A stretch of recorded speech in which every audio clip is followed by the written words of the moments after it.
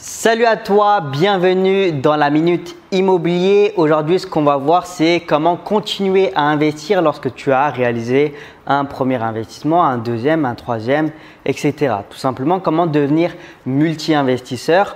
Et c'est ce qu'on va voir dans cette vidéo aujourd'hui. Alors, reste bien jusqu'à la fin parce qu'à la fin de cette vidéo, je te partagerai ton plan d'action, tout simplement pour que tu puisses continuer à te faire financer par les banques parce que finalement, c'est ça la véritable problématique pour continuer à investir. Et je te partagerai également comment réaliser des investissements de très haut rendement.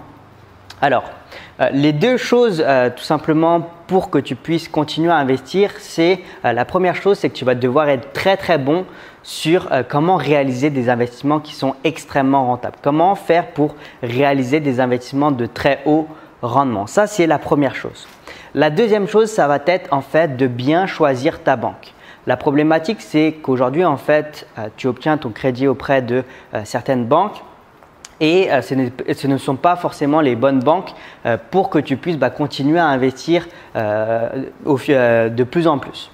Alors, comment on fait tout simplement pour choisir la bonne banque? Il va falloir choisir une banque qui applique le différentiel, le calcul du différentiel. Alors, qu'est-ce que c'est la différence? C'est ce que je vais te présenter aujourd'hui. Alors, ce qu'il faut savoir, c'est que aujourd'hui, en 2022, c'est très compliqué de trouver des banques qui appliquent encore le calcul du différentiel, mais c'est possible et c'est ça le secret tout simplement. Le secret, c'est de savoir comment faire pour trouver en fait ces banques qui appliquent ce différentiel. Et là, pour l'instant, ce qu'on va faire, c'est que je vais t'expliquer c'est quoi la différence. Alors, la plupart des banques traditionnelles, elles vont appliquer le calcul classique. Alors, qu'est-ce que c'est? Le calcul classique, c'est tout simplement, elle va prendre en compte vos revenus.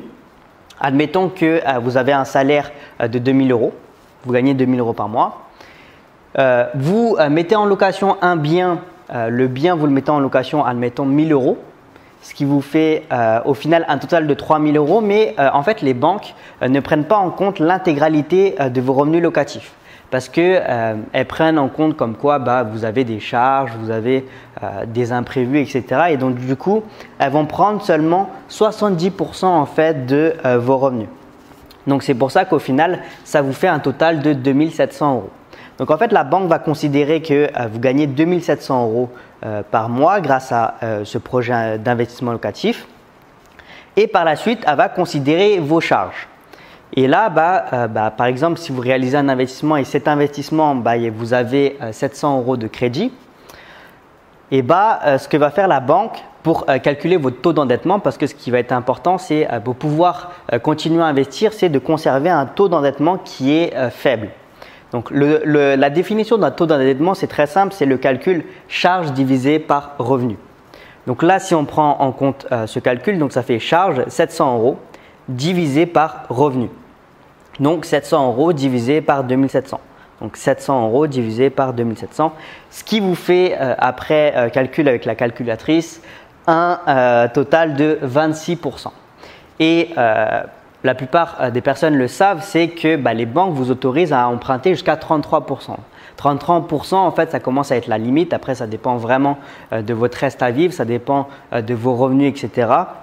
Mais en général, ça reste 33%. Donc, vous voyez une personne qui a réalisé un investissement de ce type et qui est allée voir une banque qui applique le calcul classique, se trouve très proche des 33% et du coup, les banques, ça va être compliqué pour elles en fait de continuer à investir pour un prochain projet.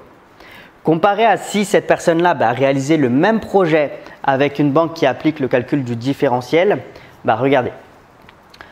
Cette banque-là, elle va calculer d'une manière différente. La première chose qu'elle va faire, elle va considérer votre salaire, donc vos revenus. Donc la personne, elle gagne 2 000 €. C'est la même chose que sur la personne ici. C'est le même cas en fait que je vous présente. La différence, c'est que ici en fait, la banque ne va pas rajouter les revenus locatifs à votre revenu. Ce qu'elle va faire, c'est qu'elle va isoler votre investissement. Et elle est là la différence. C'est qu'elle va faire, ok, vous avez 1 000 € de revenus locatifs. Pareil, elle va prendre en compte uniquement 70%, donc ce qui va faire 700 €.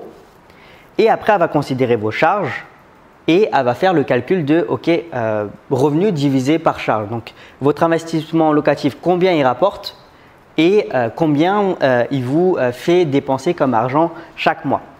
Donc au final, là, il rapporte selon la banque 700 € par mois. Et comme on a un crédit de 700 €, et bah, ça fait 700 € moins 700, ce qui fait 0 €. Donc c'est un investissement qui s'autofinance. Et ce qui se passe, c'est que comme c'est un investissement qui s'autofinance, le taux d'endettement est de 0% parce que l'investissement s'autofinance. Et ce qu'il faut savoir par rapport à ça, c'est pourquoi je vous ai dit au début de la vidéo que vous devez être également bon sur comment réaliser des investissements de haut rendement. Parce que admettons que ici vous ne louez pas 1000 € mais que vous louez par exemple que vous louez ici 2000 €. La banque va prendre en compte pareil 70%, ce qui va correspondre à 1400 €. Donc la banque va prendre en compte 1400 et en fait les 1400 €, si on enlève les charges, le crédit, ça vous fait hop, donc 1400 moins 700, ce qui reste 700 €. Et ce que va faire la banque?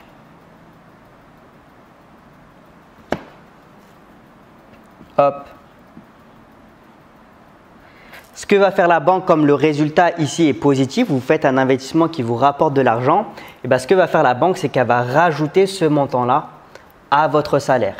Et du coup, comme elle va rajouter ce montant-là à votre salaire, et bien votre capacité d'emprunt va augmenter. Donc, vous allez pouvoir réaliser des projets beaucoup plus importants. Donc voilà, je vous ai partagé les deux secrets. Si aujourd'hui vous voulez savoir comment trouver des banques qui appliquent encore le différentiel en 2022 et si vous voulez savoir comment réaliser des investissements de haut rendement, ce que je vous invite à faire, c'est de me le partager en commentaire. Mettez-moi différentiel en commentaire et je me ferai un plaisir de vous partager tout ça. Sur ce, je vous souhaite une excellente journée à vous. Ciao, ciao.